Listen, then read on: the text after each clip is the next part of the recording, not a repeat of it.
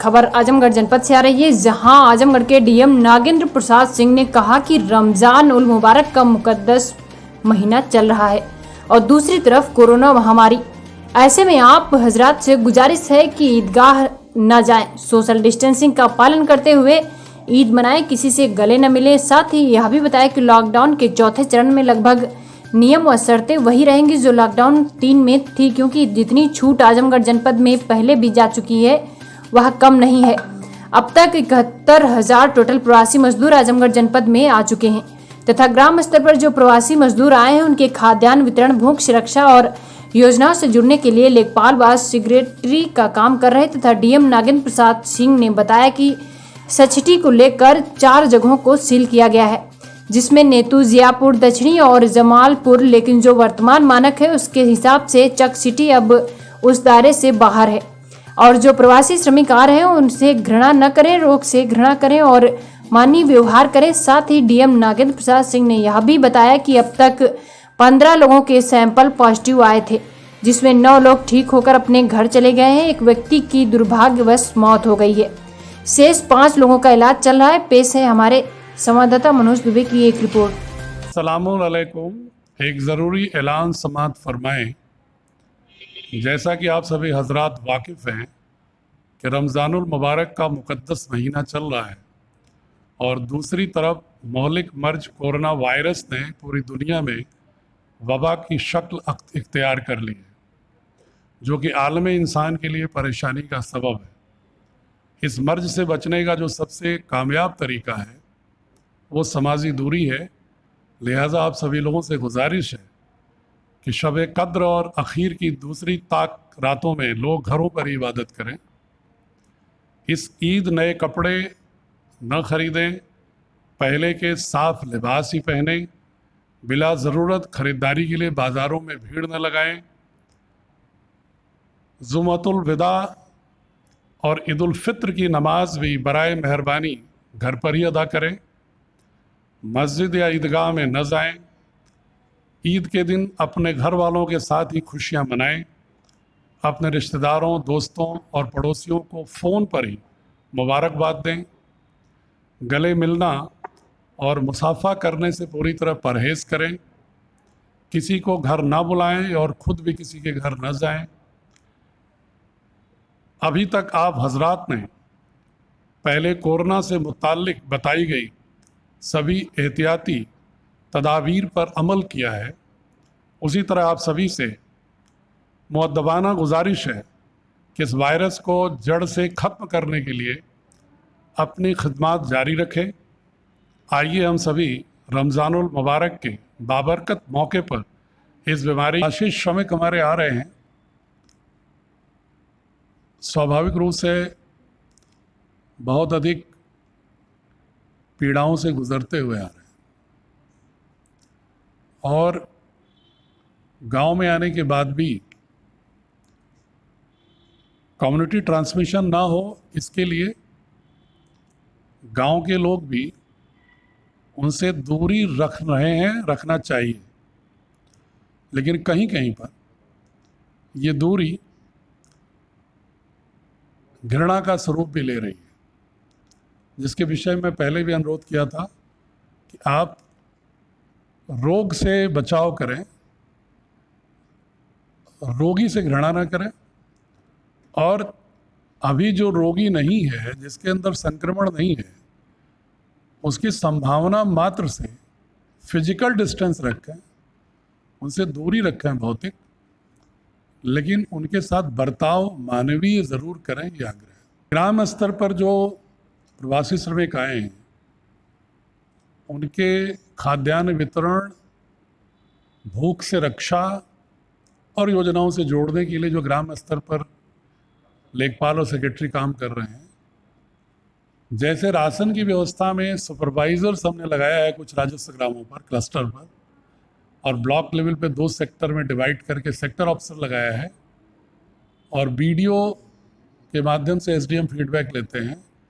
हमने प्रवासी श्रमिकों से संबंधित चीज़ों के लिए भी उन्हीं नोडल अफसरों को सुपरवाइज़र के रूप में क्लस्टर के लगा दिया है, ताकि वो सेक्रेटरी और लेखपाल द्वारा किए गए कार्यों को हर लगभग 400-500 श्रमिकों पर एक सुपरवाइज़र होगा जो ईडीओ, जेई, एबीएस से रैंक के होंगे, जो उनसे निरंतर इंगेजमेंट करेंगे हमारे अफसरों से, और प्रतिदिन 5 गांवों का निरीक्षण करेंगे और वहाँ से ग्रास रूट का फीडबैक वीडियो के माध्यम से एसडीएम और सीडीओ को देंगे। लॉकडाउन 4 में जो प्रोहिबिशन लॉकडाउन 3 में थे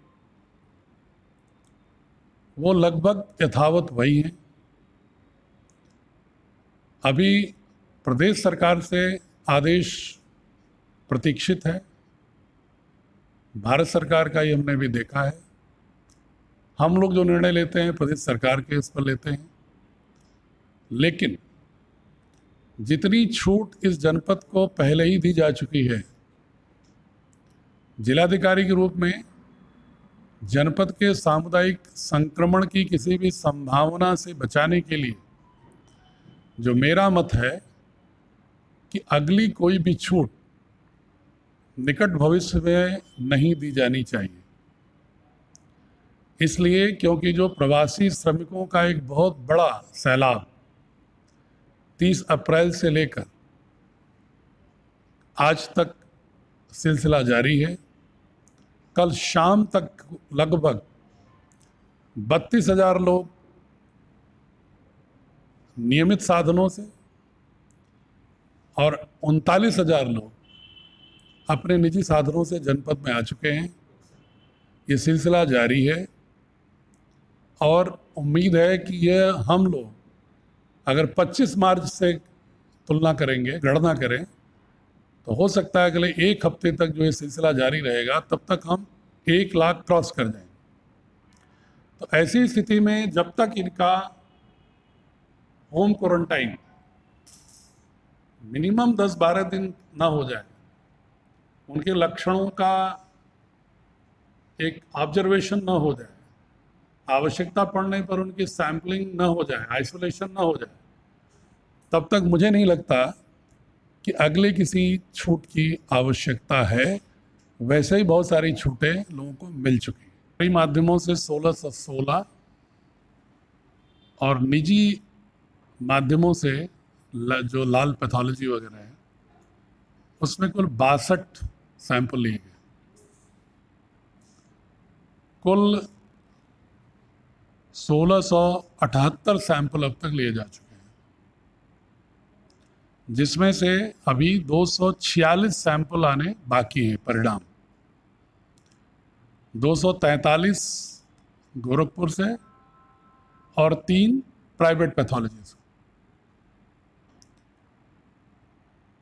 गवर्नमेंट से 1373 कुल परिणाम आए, जिनमें से 12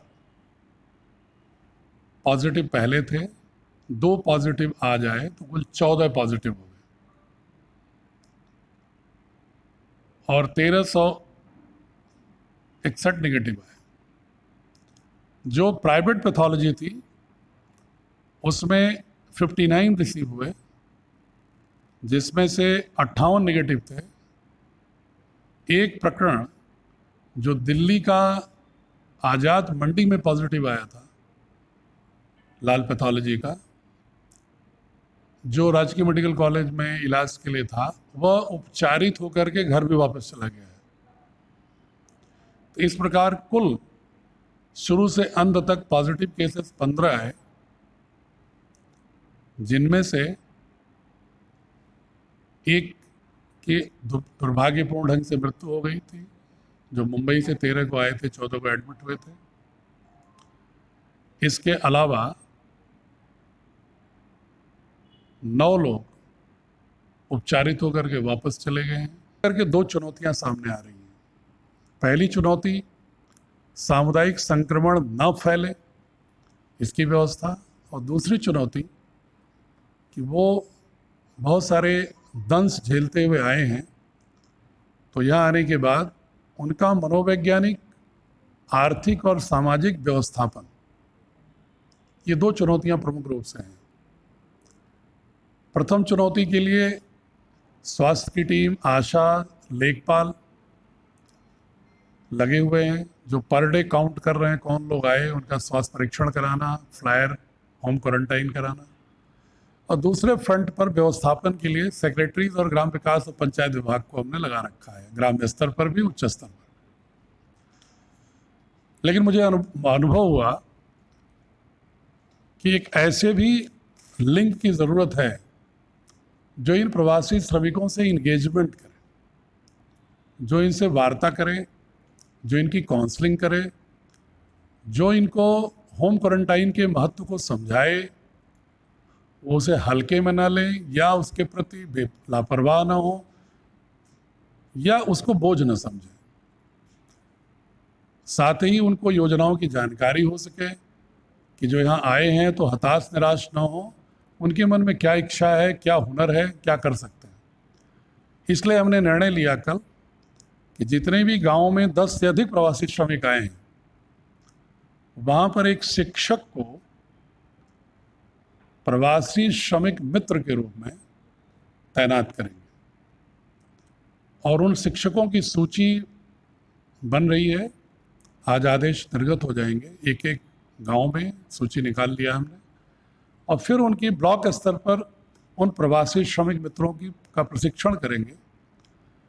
और वह शिक्षक एक समन्वयक के रूप में, एक मित्र के रूप में प्रवासी श्रमिकों से संवाद करेगा, इंगेजमेंट करेगा, और उनकी जो भी प्रॉब्लम होगी, वो चाहे जीवन यापन की हो, चाहे वो स्वास्थ्य से संबंधित हो, या किसी रोजगार की योजना संभावना से जोड़ने की हो, उनकी नीतियों के विषय में भी ये श्रमिक मित्र को ट्रेन किया जाएगा और वो उनको इंगेज करेगा और आवश्यकता जो होगी उसको वीडियो के माध्यम से सीडीओ को अवगत कराएगा, और जीवन यापन के लिए खाद्यान्न की ज़रूरत है तो वो एसडीएम को अवगत कराएगा।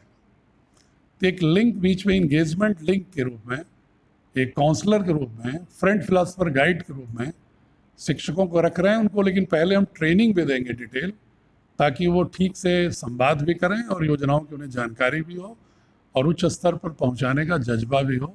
मैं उम्मीद करूंगा कि हमारे शिक्षक जो हैं वो इस काम को अच्छे ढंग से लेकर, पॉजिटिव मोड में लेकर इन प्रवासी श्रमिकों के साथ इंगेज सेक्रेटरी को मिलाकर 4 बने: चक सेक्रेटरी, नेतूर, जियापुर, दक्षिणी, और आज ये जमालपुर, बेलखरा। लेकिन जो वर्तमान मानक हैं उसके हिसाब से चक सेक्रेटरी अब उस दायरे से बाहर हो गया है। उसको औपचारिक रूप से मुझे सीएमओ से रिपोर्ट लेके घोषित करना है, लेकिन जो शासनादेश है, प्रोटोकॉल है, उसके अनुसार वो बाहर हो चुका है। क्योंकि पहले 28 दिन का था डिस्चार्ज होने से, लेकिन अब प्रोटोकॉल ये है कि जिस दिन लास्ट सैंपल आया हो जिसका पॉजिटिव, उससे 21 दिन, तो उस हिसाब से चक सेक्रेटरी अब 26 दिन हो गया है। तो मैं सीएमओ से रिपोर्ट मांगा हूँ, कोई केस वैसा 22 तारीख के बाद कोई सैंपल गया हो, रिजल्ट आया है, नहीं आया है, अगर ऐसा कोई केस नहीं होगा तो वो दायरे से बाहर हो जाएगी, तब 3 बचेंगे। और चूंकि एक एक केस ही हैं, इसलिए सिर्फ राजस्व ग्राम को हम करते हैं कंटेनमेंट जोन, इसमें 1 किलोमीटर वाला फार्मूला लागू नहीं होता है। तो प्रवासी श्रमिकों का सिलसिला जारी है आने का, उसमें से लक्षण के आधार पर जिनमें संदिग्धता पाई जाती है उनको हॉस्पिटल क्वारंटाइन करके उनके सैंपल लिए जा रहे हैं, और कुछ का रैंडम सैंपल भी लिया जा रहा है। उन्हीं में से 14 तारीख को 37 सैंपल लिए गए थे, जिनमें से 34 सैंपल नेगेटिव आए और 1 सैंपल अभी अवेटेड है, और 2 सैंपल जो मुंबई से आए हुए प्रवासी श्रमिक थे उनका आज सुबह पॉजिटिव मिला है, रिजल्ट आया है। उसमें से एक व्यक्ति महराजपुर के बरवा के हैं, लेकिन उनके साथ अच्छी बात ये रही कि वो खुद सावधानी बरते थे और वो सीधे गांव न जाके घर में किसी से ना मिलकर वो शेल्टर होम का पता करके गए थे और 1 घंटे बाद ही शेल्टर होम से उन्हें सर्दी जुकाम था तो हॉस्पिटल क्वारंटाइन लालगंज में कर दिया गया था। उनका सैंपल पॉजिटिव आया है, उनको राजकीय मेडिकल कॉलेज भेज दिया गया है, लेकिन चूंकि वो गांव नहीं गए थे और गांव या घर के भी किसी के संपर्क में नहीं आए थे, इसलिए गांव को कंटेनमेंट जोन करने की आवश्यकता नहीं पड़ी। दूसरे जो एक श्रमिक हैं प्रवासी, वो जमालपुर बेलखरा तहसील निज़ामाबाद ब्लॉक मोहम्मदपुर के रहने वाले हैं। वो ट्रक से आए थे चंदवत, वहाँ से एक निजी वाहन करके 3 लोग आए थे गांव। उसमें से एक व्यक्ति गौरा के थे और एक व्यक्ति दिलौरी। ये जमालपुर बेलखरा, इनका पॉजिटिव आया है। चूँकि ये अपने गांव कुछ घंटों के लिए अपने घर चले गए थे, हालांकि कुछ घंटों के लिए गए, फिर आकर के हॉस्पिटल चले और वहीं से क्वारंटाइन कर दिए गए शिवालिक में, लेकिन कुछ घंटों के लिए गांव चूँकि चले गए थे, इसलिए उस गांव को हमने कंटेनमेंट जोन के रूप में नोटिफाई कर दिया है और वहाँ पर जो कंटेनमेंट जोन की प्रोटोकॉल है उसके अनुसार कार्रवाई शुरू कर दी गई है। सैनिटाइजेशन, वहाँ पर राशन के वितरण को रोक करके उनको घर घर वितरण की व्यवस्था और बाकी लोगों का आपस में एक दूसरे के घरों में जाना और दूसरे गांव से जाने का प्रवेश फोर्स लगा दी गई है, बैरिकेडिंग लग रही है। ग्राम प्रधान से मेरी व्यक्तिगत भी बात हो गई है और अन्य अधिकारियों को भी मैंने वहाँ भेज दिया है। मेरे द्वारा स्वयं भी निरीक्षण किया जाएगा।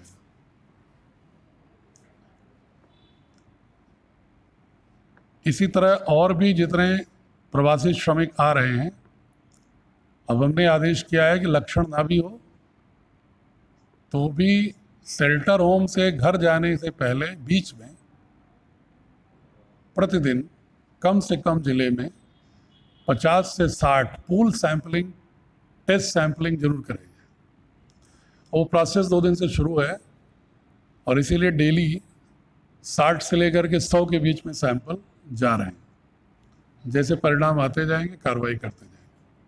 अगर खबर अच्छी लगी हो तो खबर को लाइक करें तथा चैनल को सब्सक्राइब कर बेल आइकन जरूर दबाएं और शेयर करना न भूलें।